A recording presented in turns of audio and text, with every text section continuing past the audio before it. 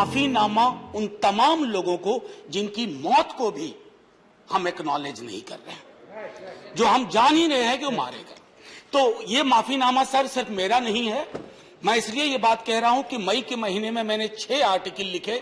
संसद चल नहीं रही थी, कहां अपनी शिकायत ले जाते, किससे कहते।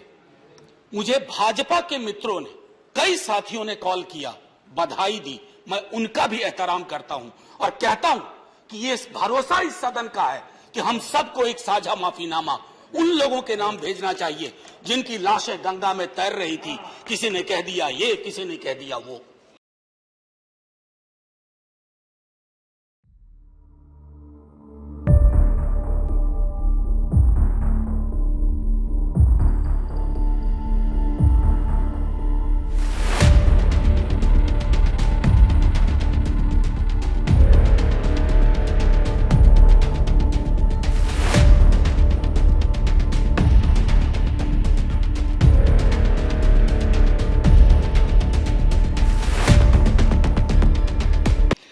दूसरी चीज, मैंने कल सेक्रेटरी जनरल साहब से बात करने की कोशिश की, बाकी जगह भी।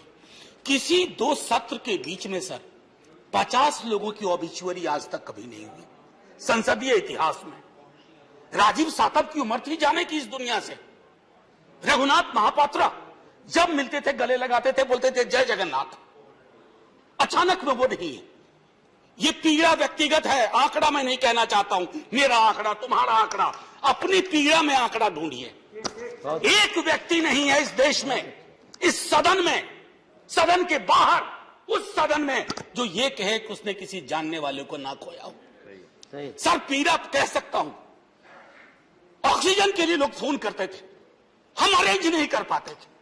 लोग समझते हैं सांसद है ऑक्सीजन पिछा देगा। 100 फोन में पूरे दिन में शाम को बैठ के देखते थे, सक्सेस रेट 2, सक्सेस रेट 3। हमको कौन सा आंकड़ा कोई बताएगा साहब? हमको नहीं, किसी आंकड़े की बात नहीं करनी है।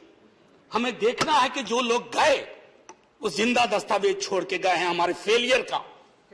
मैं आपकी बात नहीं कर रहा साहब। आप कहिएगा 70 साल में कुछ नहीं हुआ, मैं उसमें जाना ही नहीं चाहता।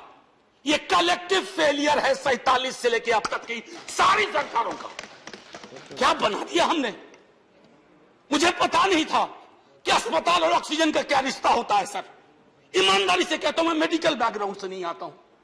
सुबह से लोगों को दिखता था ऑक्सीजन ऑक्सीजन, रेमडेसिविर। मैं तो दवाइयों के नाम तक शुरू में सर प्रोनाउंसिएशन चेक किए कि कैसे उच्चारण करूंगा। ये हालत है।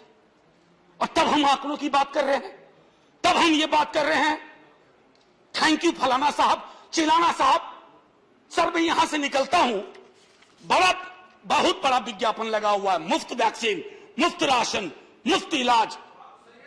सर एक मिनट, मैंने किसी नहीं, please I don't want my time. मैं किसी दल की ओर से आज नहीं बोल रहा हूं। मैं दावे के साथ कहता हूं, मैं लाखों लोगों की ओर से बोल रहा हूं जो यहां बोलना चाहते हैं। अब मेरी बात सुनिए, आज शिकायत नहीं कर रहा हूं आपसे। ये वेलफेयर स्टेट है ना। एक साबुन की टिकिया अगर कोई गरीब गांव में खरीद रहा है ना सर, तो अडानी अंबानी के बराबर का करदाता है। आप उसको कह रहे हो मुफ्त वैक्सीन, मुफ्त इलाज, मुफ्त राशन। नहीं साहब, कुछ मुफ्त नहीं है, उसका स्टेक है। इस वेलफेयर स्टेट का कमिटमेंट है। उसको आप डिनाइग्रेट मत करिए, डेमोनाइज मत करिए, उसे बौना मत बनाइए। ये आग्रह है मेरा। सर मैं इससे पहले की कुछ और बातें कहूं, मेरे पास अभी वक्त है। सर इस कोरोना को मैं भी मानता हूं, मेरे पूर्व के वक्ता कुछ कह रहे थे, ये चैलेंज है हमारे लिए सर। बहुत बड़ी बड़ी बातें नए कानून की हो रही है। राइट टू हेल्थ की बात क्यों नहीं करते हम लोग? राइट टू हेल्थ, स्वास्थ्य का अधिकार, उसमें कोई किंतु परंतु लेकिन परंच नहीं। सीधे तौर पे स्वास्थ्य का अधिकार constitutionally guaranteed. Right to life के साथ लिंक करिए। किसी अस्पताल की मजाल नहीं होगी कि वो उस खिलवाड़ कर पाए उस राइट टू लाइफ का। करना नहीं चाहते।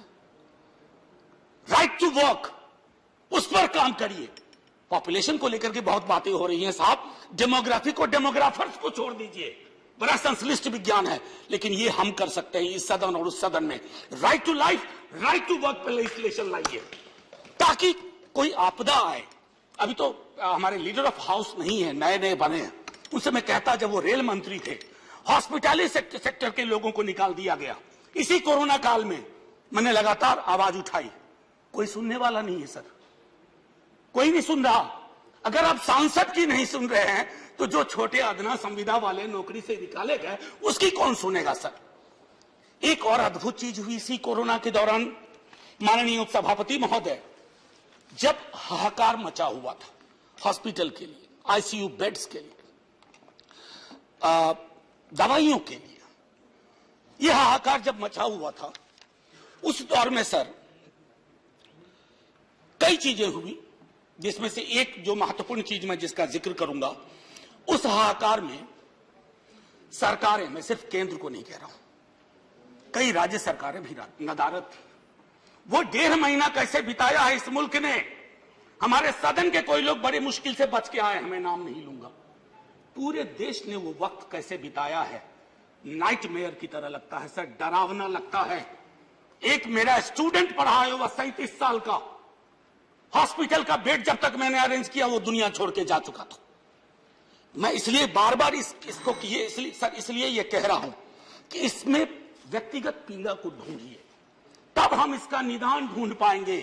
मेरी नाव तुम्हारी नाव, मेरा काल तुम्हारा काल, ये तो बहुत कुछ हुआ, इस भौकाल से आपको कुछ हासिल नहीं होगा। सर बस 1 मिनट और लूंगा, जो मैं कहना चाह रहा था। सर एक खत मैंने मृतात्माओं के नाम लिखा था, कुछ कर नहीं पा रहा था, बेबसी में एक खत लिखा, जो लोग इस दुनिया से चले गए, उसमें कुछ मैंने सलाह दी थी सर सरकार से।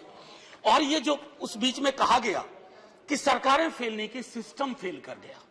अरे साहब, ये सिस्टम कौन क्या है? बचपन से सुनते थे कि सिस्टम के पीछे व्यक्ति होता है, सिस्टम के पीछे एक संरचना होती है।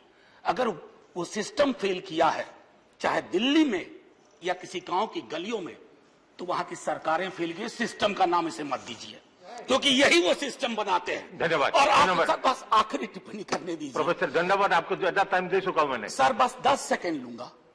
आज जय हिंद बोलने में भी वो खुलूस नहीं आ रहा है जो आम दिनों में हुआ करता है।